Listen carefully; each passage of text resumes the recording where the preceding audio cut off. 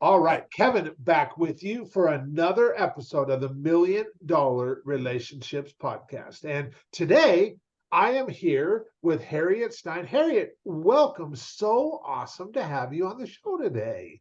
Thank you so much, Kevin, for this opportunity to be with you. Yeah, I'm looking forward to this. So I want to give Laura Sokola a shout out. Laura is the one who connected you and I, and what an awesome testament to the power of relationships. And in our particular case, Laura connected us after I had interviewed her for the podcast, and Laura was like, Kevin, you absolutely need to interview Harriet for the podcast and stuff, and I'm going to get you guys connected. And she did that. We had a conversation, got to know each other. You and I did. We just totally connected, and here we are. And I am just so looking forward to this conversation and to just have you as a guest on the podcast and have you be able to share your story and your experience around your most valuable relationships. And what I'd like to start off by doing, Harriet, is kind of start by setting a little bit of context and having you share what you feel led to share around the work you do, who you serve, what inspires you most about the work you do. And we'll start there so people get an idea of who Harriet is and what inspires you most to do what you do. Yeah. Well, you know what? I began as a nurse over 40 years ago now. And I feel like that is at my core, helping people decrease their stress so that they can be better at what they want to accomplish in life, whether it is business objectives or their personal objectives. So I've been teaching mindfulness now for over 20 years. I did it on the side when I was at Johnson & Johnson, teaching over 5,000 of my colleagues. And then 6.5 years ago, I decided that's it. I'm going to do this full time. So I love to go out and speak at various different conferences and within organizations, teaching people how to very easily pay attention so that they don't miss their life. Wow. So how did you get in the position of doing this for Johnson & Johnson, Harriet? Well, I was working as a training manager there. Okay. And I said to my manager, who was so incredibly supportive and open-minded, I can never thank her enough. I said to her, could I maybe do a little program for 30 minutes at lunch and teach my colleagues about mindfulness?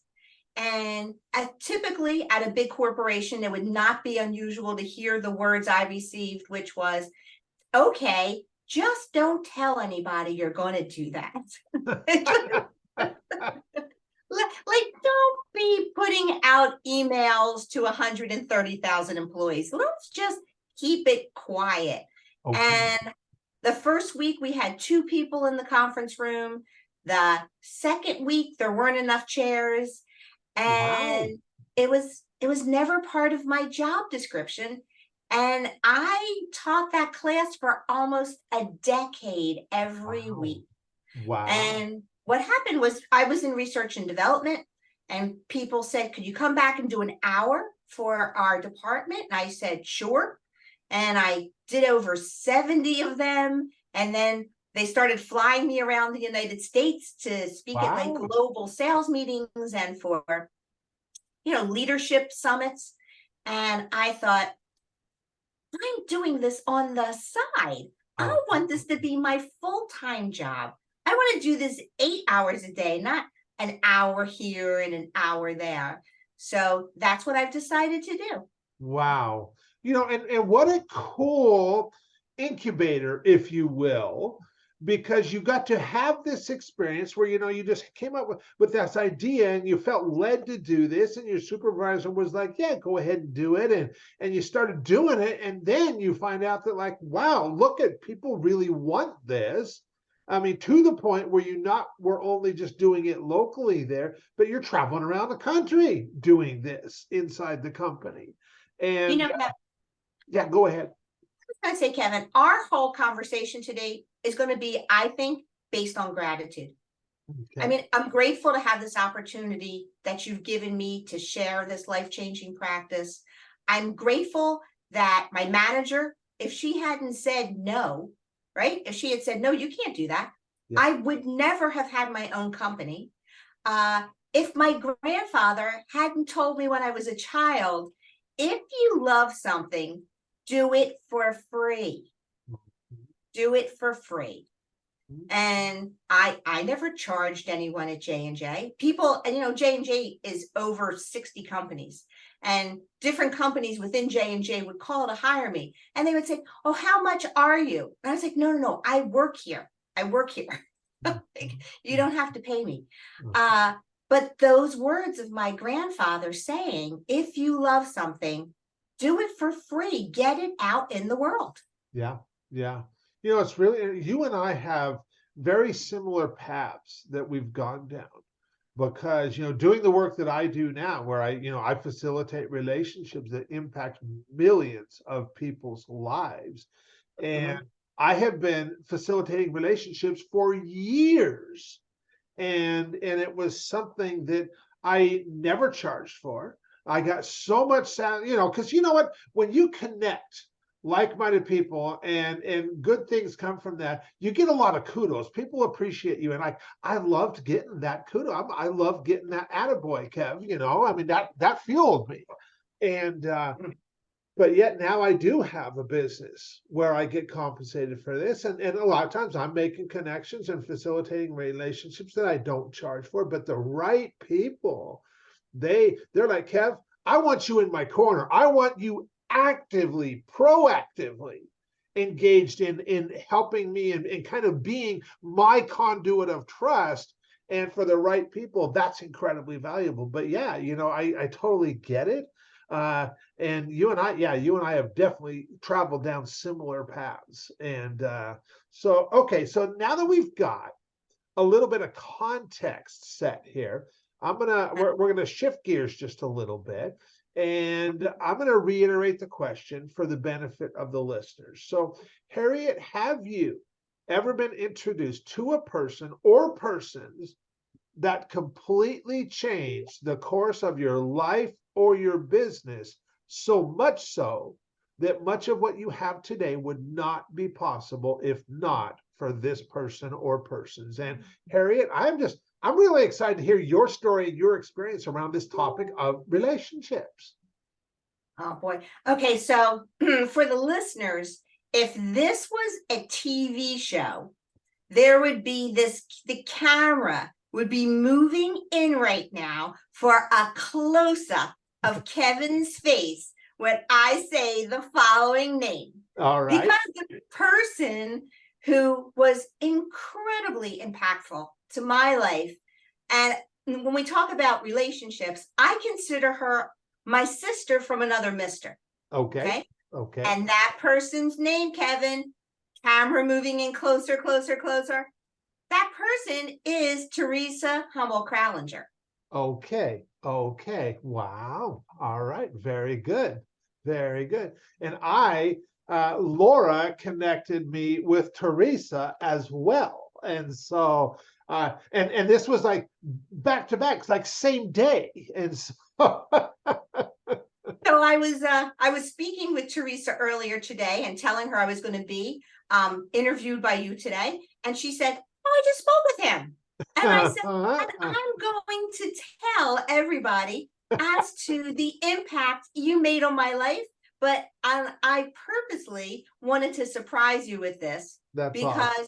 I'm thinking it's 20 years ago that I was attending, back then it was called ASTD. Okay. It was the American Society of Training and Development. Now it's called ATD. Okay. But they were having their annual conference in Orlando. And it was 10,000 trainers. I remember my sister saying, what's it like down there? And I said, well, it's like having 10,000 Harriets in the room. And it's a lot of Harriets. A lot of Harriets. But I came out of one of the breakout sessions, and once again, 10,000 people all milling around. And I saw one of my colleagues from J&J across the corridor, and I ran over and I said hi.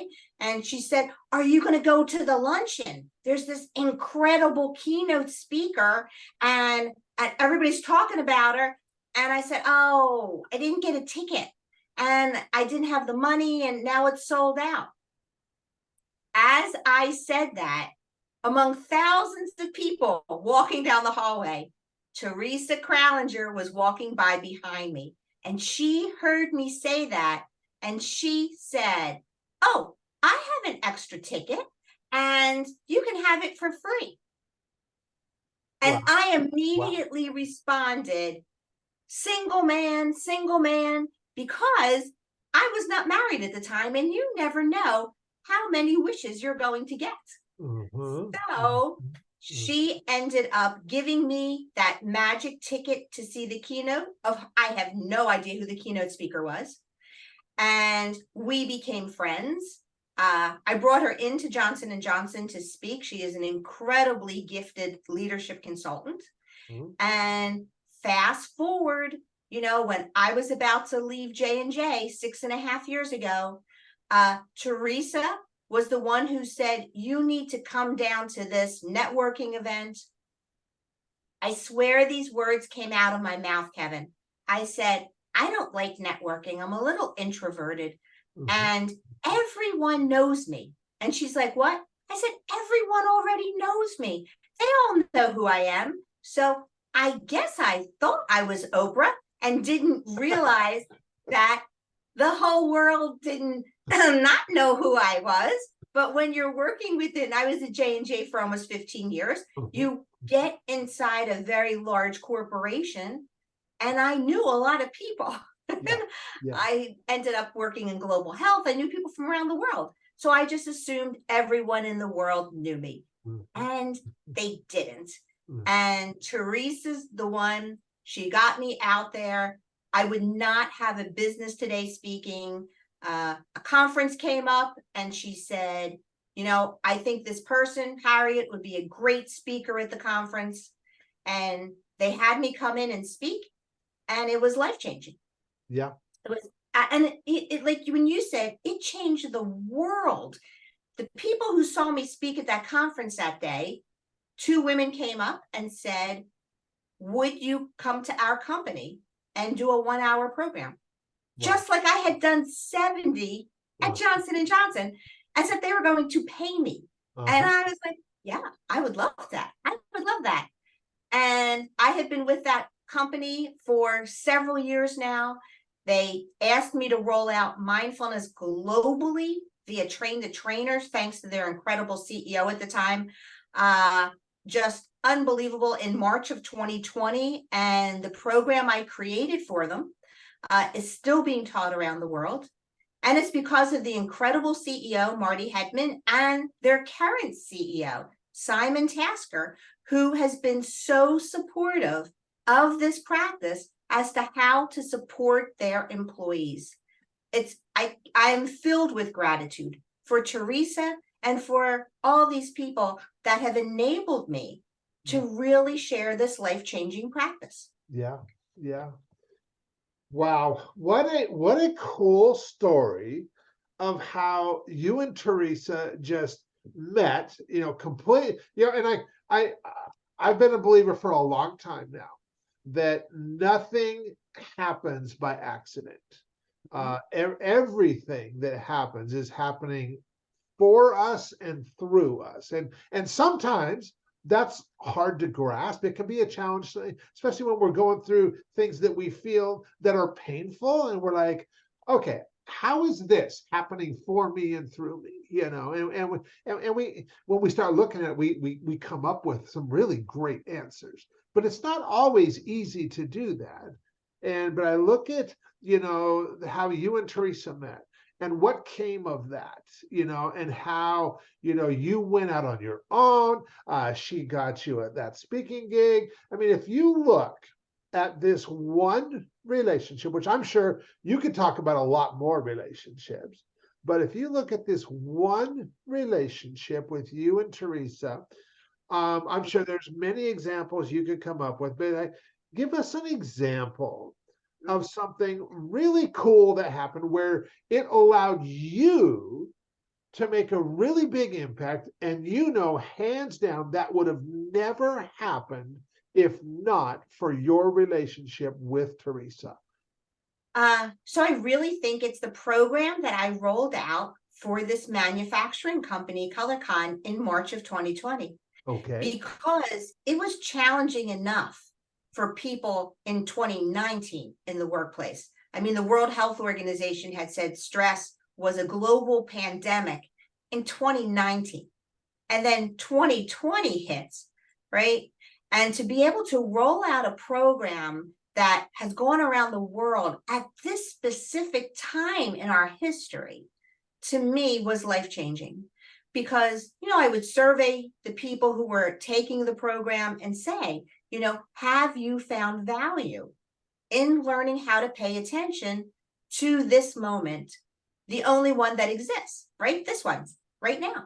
Yeah. And over 98% of the people who attended the program said they found value in it for both their business and personal lives. Yeah. And, I would say, well, how? I want to know the specifics. Yeah. So one person said, well, they were driving to work and they took their time and they were pausing and they avoided a life-changing accident. I mean, they could have been caught up in this car accident and they weren't, because they were paying so close attention to their commute. Yeah. And, I saw story after story from people who had learned about this practice through this program. And that program would never have existed. Those employees would never have gone through it if Teresa hadn't recommended I speak at that conference. Yeah. I mean, it's incredible. Absolutely incredible. Yeah. It's really interesting. You come out of the corporate world, and I've been in the entrepreneurial world for 27 years. And I've been to lots of seminars in that time, lots of events for entrepreneurs. And it's very interesting going to entrepreneurial events. And you run into people, especially like, a lot of this networking is going on.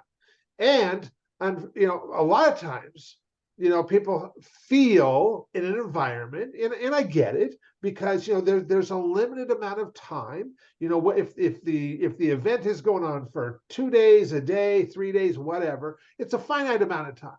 And so those power networkers, they want to network as much as they can because it's a finite amount of time. And so they're just like, go, go, go, go, go, go, go. And you can spot them. You can spot them because they are not intentionally present in the here and now. They're having conversations, but they're also in the back of their mind going, man, I got to talk with as many people as I can, because, and we're in a conversation with them. And as we might be talking, they asked us a question, now we're sharing something, but they're like looking around for who else is in the room or who else is down the hallway, and they're not engaged at all. And it's interesting, because what I've found over the years is that, when I go to events, it's not about connecting with as many people as I can at all. It's like, I want to connect with 2 or 3 or 4 people on a real, meaningful level where we make a real connection. And, and by doing that, I'll tell you, that's been a game changer. And this whole thing, my buddy Jesse, we started talking about this stuff in 2012 about being present in the moment, and that this is the only moment that we actually have, is right here and now. And stuff happens, and we do, we think about things that happen in our past, losing somebody that we loved or what have you, or concern ourselves around things that might happen in the future, or things that might go wrong. And how many of us have spent time doing that, worrying about stuff that we thought might happen, and then, you know what? It never happened. I mean, that's the majority of the stuff we worry about. The majority of the stuff that we worry about, spend all this time like just being stressed, and then it never even happens, and we miss out on the here and now, And Boy, did you have beautifully articulated that. If you had a mic right in front of you, I would say don't drop it because they're expensive, but you could. That's I wasn't joking when I said that I get nervous at networking events. I have no problem getting up in front of 500 people, but to go into a room of strangers, sometimes the introverted part of me comes out, and people will say to you, oh, what do you do? What do you do for a living? What do you do? And this is perfect because at conferences, a lot of times people will come up to you and say that. And I would always respond, how did you get here? And they would say, what? And I said, well, how did you get here? And they said, well, I drove. And I was like, okay, well, what do you remember? Oh, well, this person who was a real jerk, they were cutting me off. And I said, and then what did you do? Right.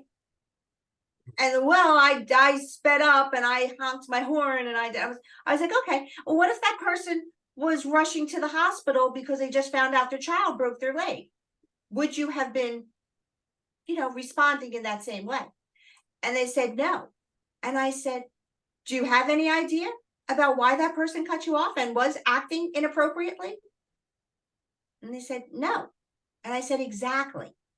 Everybody, every single one of your listeners, everybody is going through something. Yeah. And we rarely know what it is.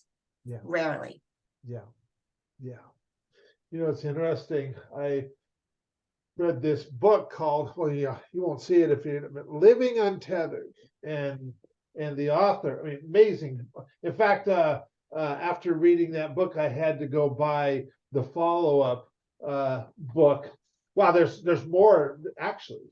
I like that book so much. The author, Michael Singer, I went and bought 2 more books from him, The Untethered Soul and The Surrender Experiment, because I want to read those too. But one of the things that he talks about in that book is that, all these events that take place, like you talked about, somebody cutting us off in traffic, that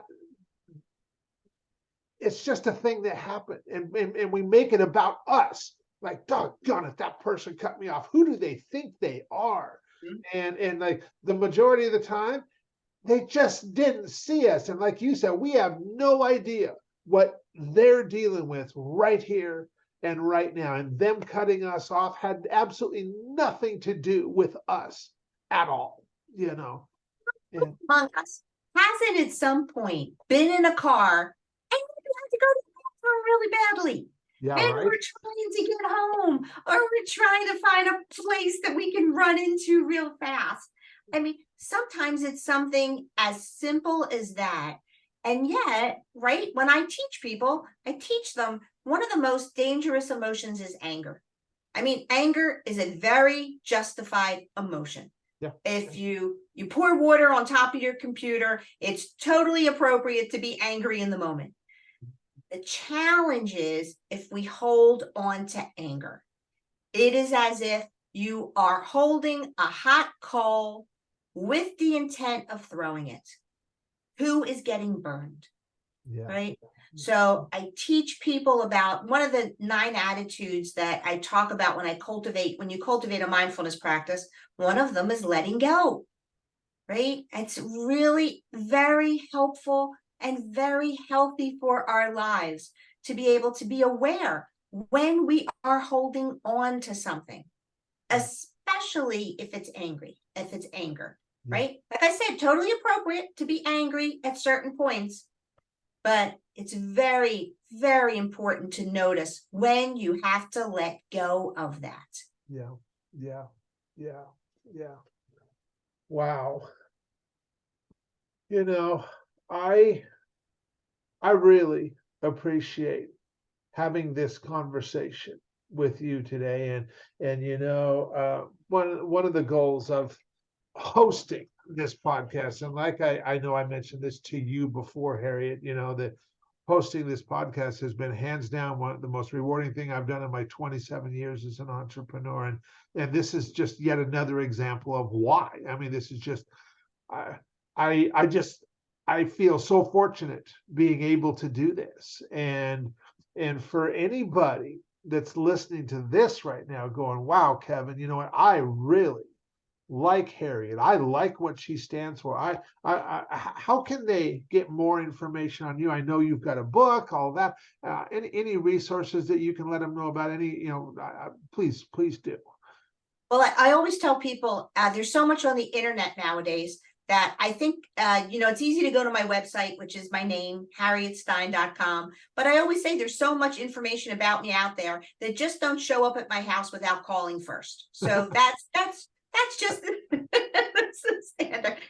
There's nobody that's not going to be able to connect with me, whether it's via LinkedIn or Instagram or whatever, Facebook. There, I am definitely out there, and the world knows where I am, and everyone knows how to easily find me because, like I said earlier, everyone knows who I am, right? Right? That's right. That's right. Knows who I am. Oprah, right? Everybody, Harriet, Cher, Madonna, yes. Beyonce, everybody. Yes. I mean, I don't even need two names. I'm just in the one woman name club. Then we just one name. You just need one name. So that's right. That's right. I love that. Well, is there anything else you feel led to share before we call it a wrap today, Harriet? Well, I think that you need to be teaching mindfulness, Kevin. I know you love what you do, but you so beautifully articulated something. I just came back from the National Speakers Association annual conference. Okay. And I experienced that which you were just speaking about a few minutes ago. When somebody's talking to you, and yet they're kind of looking above you and beyond you and trying to think of what's next, instead of being 100% focused on you. And that's the tip I would like to leave everybody with today, that, your phone will never notify you about the look of disappointment in somebody's eyes when you're having a conversation with them and you are distracted. Yeah. If you are not looking at them, people know. If you're having a meal and that phone is out, even if it's upside down, they know that you are not a priority. Yeah. And I think the more you can use all of your senses, right? All of your senses. So it's not just hearing and sight, it's all of them. The more you use, you will make that memory stick. Yep. Yep. So whether it's going on vacation or whether it is having a one-on-one meeting with a brand new client, it is so important to realize that in that moment, the only thing in the world that matters is them. That's right. All that matters. And as a father of 7 children, you know this in spades. I am willing to bet. Yes. I don't usually do this, but I in 200 plus podcasts, I hardly ever tell stories or experiences about my own history because I always make it about the guest. But on the couple of occasions that I had, it ended up being really good. And so I'm just feeling it. So I'm just going to go with it. And so there's 2 things. What you just said about just being present and being engaged when we're talking with somebody. One of the very early entrepreneurs I interviewed for this, he was in the first 10. I know that he might have been in the first 5. His name was Nick Lucas. And I met Nick years ago, probably 2015. So 8-9 years ago, I met Nick. Him and I were in a mastermind group together. And when I started doing this podcast and having conversations with entrepreneurs around their most valuable relationships, Nick was one of the guys I reached out to. But you know what? I hadn't talked with Nick in probably 6-7 years. But I just liked the guy. And I'm like, I'd want to interview Nick for this podcast. And so I reached out to him. And when we caught up, because it had been a number of years since we even connected, but we picked up right where we left off. And he's like, and one of the things he said to me, he's like, Kevin, he's like, remember because we were in this mastermind group with this guy, Kevin Nations, and Kevin used to live in Henderson, Nevada, and there was this really cool venue. I mean, like the architecture and the way the venue was, it was just very unique. And Kevin used to host his mastermind meetings at this event, at this venue. And we were talking, and Nick was like, Kevin, you remember that venue that Kevin used to use? I was like, man, what a cool place that was. And he's like, he's like, I will never forget the conversation that you and I had that one day at Kevin's event.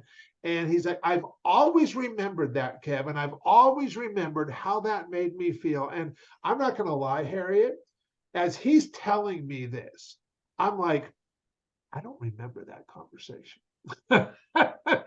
But he did.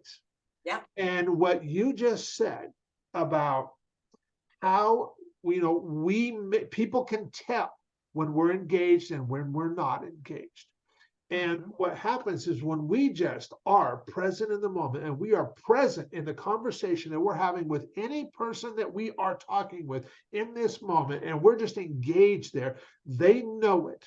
And we end up giving them this gift that we don't have to do anything to do other than be present in the moment, which is we give them this gift of being seen, heard, and understood. And that is one of the most powerful gifts that we can give to people. And it's a gift that they so rarely get to receive.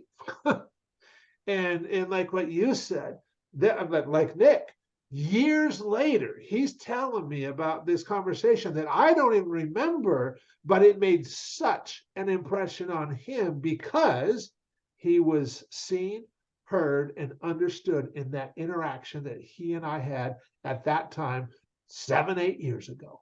You gave him the most valuable commodity that any human being can give to another human being, which is your time. Yeah. 100% of your time being present and sharing that with him. There's nothing more valuable in this earth than sharing and connecting with another person, that intently. So I mean, I want to be, before we leave, I just want you to know how truly grateful I am. I want to thank Laura Sokola for recommending me to be able to talk with you, because she is another incredible, amazing, I can tell you Laura Sokola stories, an amazing, incredible, giving, caring woman. And the fact that all that you do and continue to focus on, I do not know any other podcast in the world that focuses, to me, you're saying on relationships. To me, it's what's underneath that. Kevin, you're focusing on gratitude. You're getting people to focus on gratitude, which, not surprisingly, it is one of the foundational principles of mindfulness. Yeah.